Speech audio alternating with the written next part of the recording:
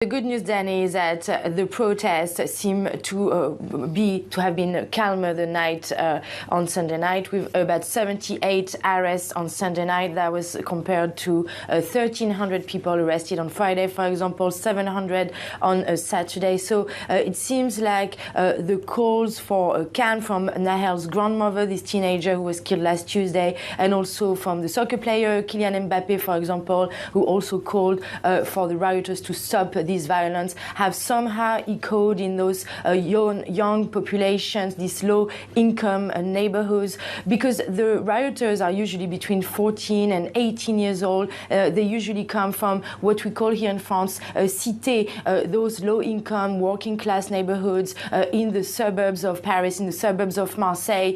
Marseille, also in the south of France, was hit by a lot of rioters over the weekend, and there was this dreadful incident on Saturday night with the home of a local mayor of Paris, of a suburb around Paris, Les. His home was rammed by a burning car. His wife and young children were inside. They had to escape through the back door. This event was a big shock for, of course, every single politician and every member of the government, and this also may have helped for the parents to try and calm down these rioters in France last night.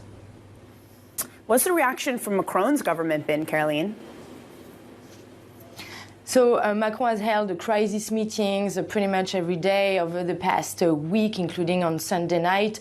Today he's going to meet with the presidents of the National Assembly, the Senate, and tomorrow he's going to actually meet with more than 200 local mayors of these towns that have been targeted by the rioters over the past few days. He had to cancel his big official state visit to Germany. He also came back from the EU summit early on Friday. And of course, this is very bad for the image of France, because we were just getting away from all the protests we saw earlier this year against the pension reform.